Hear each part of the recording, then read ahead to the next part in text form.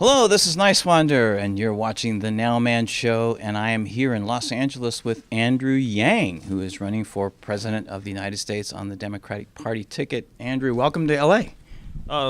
It's great to be here. I just arrived today, but we got a rally of a few thousand people revved up for a little bit later tonight. That's fantastic. Really looking forward to it. So I have a lot of questions for you, or as many as we have time for. I know that a lot of people out there, if they know about universal basic income, they find it very controversial, right? So for the basics of it, for people who may not know what it is, can you give us a simple explanation? Sure. Universal basic income is a policy where everyone in a society, let's call it every American citizen, receives a certain amount of money to meet his or her basic needs, no questions asked. It's a right of citizenship. So under my plan, the Freedom Dividend, every American adult would start receiving $1,000 a month, starting at age 18, every month until the day you die. So, a lot of people would ask you this question, I'm sure, but people want to know, how's that going to get paid for? Well, the great thing is our economy is up to a record $20 trillion in GDP, up $5 trillion in the last 12 years.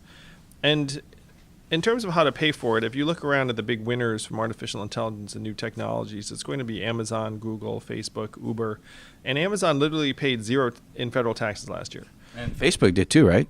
I have to confirm that, Yeah. But I know Netflix paid zero. It would not surprise me if Facebook paid zero or close to zero. So you have to ask yourself, is that their fault or our fault? And so when you ask, how do you pay for this universal basic income? If we put in a new tax to start harvesting the gains from all these innovations and new technologies, we can generate hundreds of billions, which combined with the economic activity from putting this money into people's hands, plus cost savings on things like incarceration and homelessness services and emergency room healthcare, plus the value gains from having a stronger, healthier, better educated, mentally healthier, more productive population would be enough to pay for a dividend of $1,000 a month. The way I describe it is that we have to start investing in our people. Companies do this all the time. They expect that they'll win. We have to do the same thing for all citizens. And a lot of people would wonder about the cost of living, because like in a city like Los Angeles, it's very expensive here. So $1,000 might be okay for Iowa or West Virginia, but what about Los Angeles or Manhattan, for instance? Well, it's $1,000 a month on top of whatever you're currently making. So it would be a game changer for people in most parts of the country. But it's true that it doesn't go as far in places like Los Angeles as it would in rural communities and places around the country. There's a trade-off involved because many people live in a place like New York because they're trying to access certain economic opportunities. And the hope is that this $1,000 a month, it goes with you wherever you go. So it could help make us much more dynamic, where people feel fixed in place because they need to be close to work, but maybe we could move around a little bit. And it could mean that people from rural communities take a shot at living someplace a little more expensive.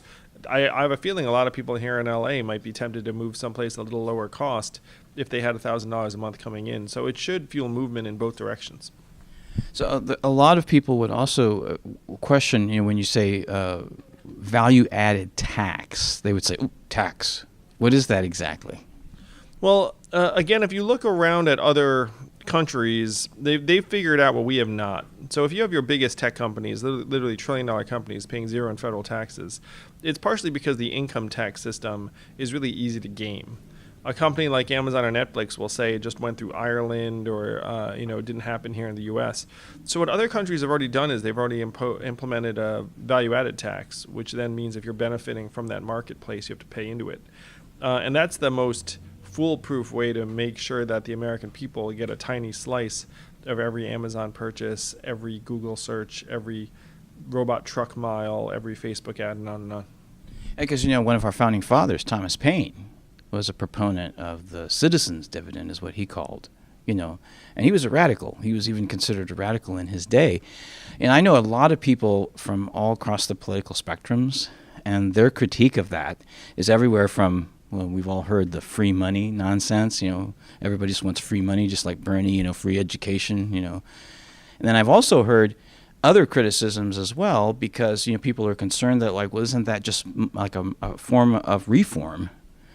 And as much as we all love the New Deal and everything like that, there's people who don't want to see the UBI plus go away because of, we see how our system functions or dysfunctions.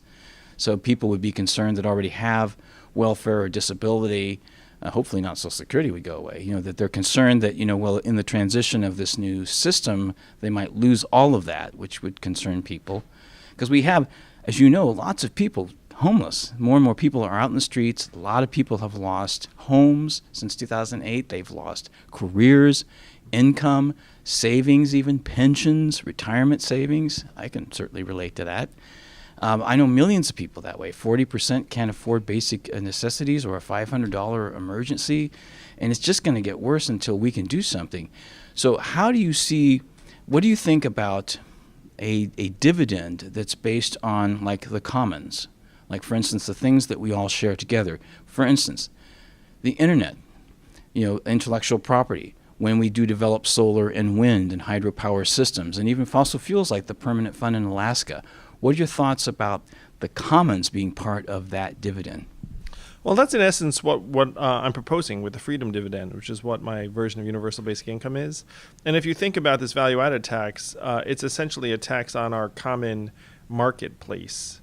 And so the spirit is exactly identical to the petroleum fund that you describe and carbon tax and dividend, which I'm for.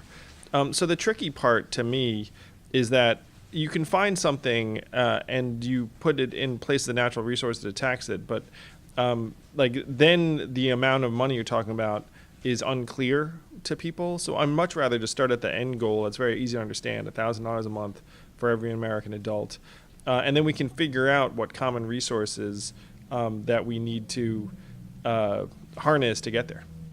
Yeah, and that's true. We can it's great that you're doing this to open up the discussion and get some movement on it, because I have family in Switzerland, and I first learned about UBI that way from the referendum. Are you familiar with that from like 2015, 2016? Yeah, but they were asking for, I believe, something like $36,000 a person per year. But I want to say very clearly, we can do more than just elevate the ideas. We can win the whole thing. I'm polling at 3% nationally right now, and most people have never heard of Andrew Yang, including a lot of people watching this video. Yeah. And Nate Silver, who runs the leading political blog 538, took a look at the fact that I'm polling at 3%. I've raised millions of dollars in increments of only $19. So we joke that my fans are even cheaper than Bernie's, where I have over 100,000 donors now who've donated an average of only $19 online. And so what Nate Silver said when he ran the numbers, he said, okay, polling at 3%, very low name recognition and low press exposure, and has raised millions of dollars. According to these numbers, we can't discount the possibility that as more people find out about Andrew Yang, he just grows and grows and keeps growing and takes the whole thing. So the goal here is not to elevate ideas. The goal is to win.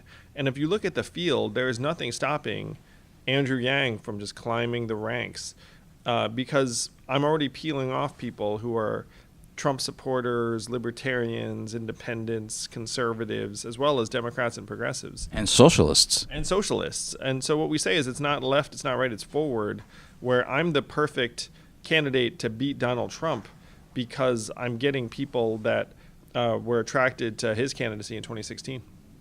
And and a lot of people, are, when you get to that debate stage, by the way, congratulations. Oh, thank you. Yeah, I qualified for the Democratic primary debates in June and July. Yeah, that's fantastic. So you have an opportunity to now talk about this in front of millions of people, literally, and there's going to be people, maybe even a billion, because people around the world will be watching it. All eyes are on the United States right now, it seems, for obvious reasons. But when you do get up there, I've been asked, Dan, what do you think should be done about divide and conquer that our mainstream media is involved in, separating us out, giving us all kinds of titles by our ethnicities and our races, our political preferences, our our income, our status, and just separating us. What are you going to do about that to bring us together even more? Well, it's one reason my candidacy is catching fire, is that people can see that I'm laser focused on solving the problems on the ground that got Donald Trump elected, and just improving our lives. And there's no stone throwing here, no somehow castigating literally tens of millions of Americans who voted for a particular candidate for a million different reasons. And so because I've got a highly pragmatic approach to solving problems on the ground, and you can go and see on my website, I've got almost 100 policies just laid out for the world to see, then people get very excited about me as someone who can build bridges and work with anyone. Fantastic. And I know you got a busy schedule, so I want to ask you, I'm an advocate for worker cooperatives. I believe that the UK Labour Party's manifesto has democratized the economy, has some really good ideas in it about how to allow the workers to be owners, the right of first refusal, to actually buy a company out together as workers. What do you think about that as a long-term solution going forward for our country? I think worker cooperatives are phenomenal, and the more of that sort of structure we have, the better off we'd be. That's one thing I love about the Freedom Dividend, is that workers having that sort of ownership stake becomes much more realistic in an economy where people all are sharing in the rewards and have some resources to bring to the table. Where the worker subsistence model is just going to get more and more punishing. And so we have to make owners out of everyone of this society. That's one reason why it's called a freedom dividend, because that's what owners receive when they own shares of a company. They receive a dividend, and we are the owners and shareholders of this country. We should get a dividend, and that would put more workers in position to become owners of various businesses. And the more we develop those kinds of businesses like solar and wind and hydropower, it becomes obvious this is the commons that we're building this wealth that you were talking about. We all built together. Even if some people are out of work for a while, everybody contributed to this for decades or however long, you know what I mean? So we should be able to get something back, and the wealth this great wealth that's been created should not be going primarily to the top. It's something like 80% now. It was ridiculous.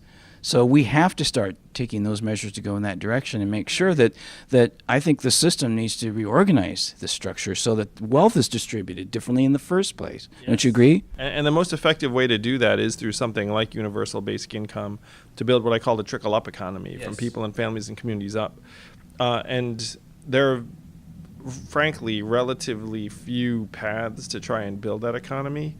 And in my opinion, everyone's going to understand very quickly that the fastest, most direct, and successful path there is going to involve just putting money into people's hands. It's like a lot of other politicians are trying to backtrack into it in various ways. It's like, we're going to try and make this free, we're going to try and make that free. But the best way to make us all owners and beneficiaries is to put money in our hands. Exactly, and we'll contribute to the economy. And the money's just going to get circulated over and over again through the economy. And we're all going to win for it. Like, even if you go to a room full of CEOs, which I have spoken to, and they know that their businesses do better in an economy where people have money to spend.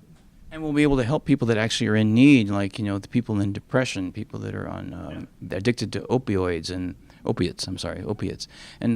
also too, I'm an advocate for encouraging people to be productive. And to be honest with you, I think most people actually want to be productive, don't you? Yeah, of course. And that's one of the things that studies have shown with universal basic income, is that work levels stay essentially the same. The only two groups that work less are new moms who spend more time with their kids and teenagers who graduate from high school at higher levels. So I don't think anyone's going to get mad at that.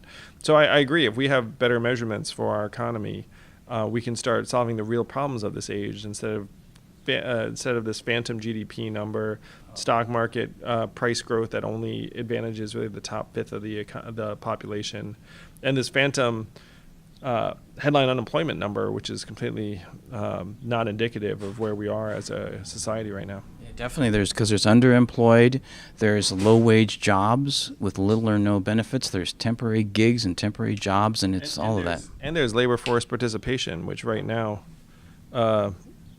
is at 63%, which is near a multi-decade low in the same levels as Ecuador and Costa Rica. So, there are all these pain points that we all see and feel in the economy, and then we're cheerleading these phantom numbers that paint a rosier picture that we all know rings false. Thank you so much, Andrew. And where can people find your website and more about you? Yeah, so if you go to yang2020.com, you can see all about our platform, from Freedom Dividend to new measurements for the economy. Or you can just Google Andrew Yang. We joke that the Yang Gang is very cheap to join. Again, if you donated $20, you'd be an above average Yang Gang member. And so we're excited to take this message around the country and the world. I'm going to be on the Democratic primary debate stages in June and July, so you'll see me in more and more places over time. That's fantastic. Can you say anything to the people that might be watching that only speak Taiwanese? 我是杨安子，我在竞选美国总统。But my Chinese is obviously quite poor. I got left back a few times in Chinese school. Thank you so much, Andrew. This is Niswander with Andrew Yang on the Nowman Show.